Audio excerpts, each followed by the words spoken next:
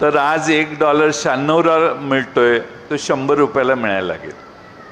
आमचा हा तुमच्याशी वादा आहे, तुम्ही काही काळजी करू नका. पेट्रोल 120-130 रुपयाला जाईल.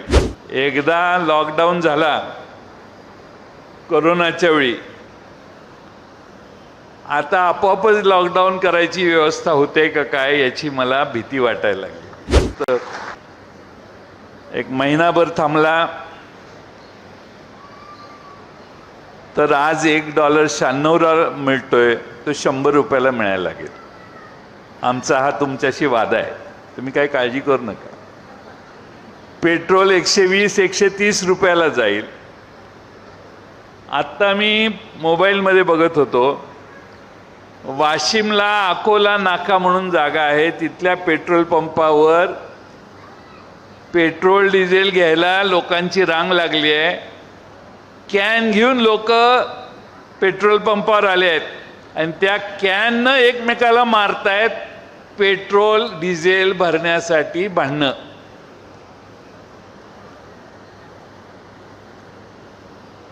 एकदा लॉकडाऊन झाला कोरोनाच्या वेळी,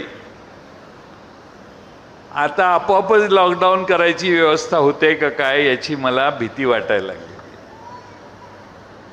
राज्यामध्ये देशामध्ये काही दिवसापूर्वी देशाच्या गृहमंत्र्यांनी भाषण केलंय, अपने पास 6 महीने का कोटा है पेट्रोल.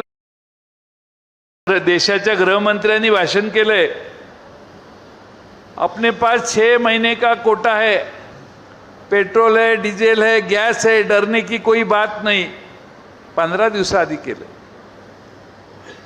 महिना झाला नाही तर त्यांचा नेता सांगायला लागला, बाहेर फिरू नका, सोनं खरेदी करू नका, परदेशात जायचं बंद करा, बाकीच्या सगळ्या गोष्टी. अशाच भूमिका 2013ला मनमोहन सिंगांनी घेतलेली होती.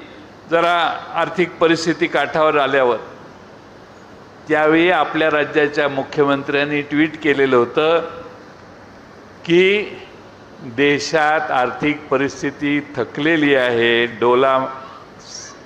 वाईट परिस्थिती यायला लागली, अशा अर्थाचं ट्विट 2013ला केलेलं.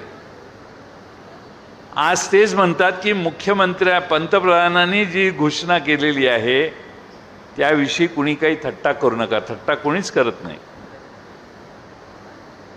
पण मंत्र्यांच्या मागे 10-10, 15-15 गाड्या फिरतात, लोक आपली बघत बसतात, इकडून तिकडे मंत्री जातात. महाराष्ट्रातील सर्व बातम्यांचे विश्वासार्ह व्यासपीठ. सकाळच्या सर्व सोशल मीडिया प्लॅटफॉर्मला लाईक, फॉलो आणि सबस्क्राईब करा. तसंच सर्व नोटिफिकेशनसाठी बेल आयकॉन प्रेस करायला विसरू नका.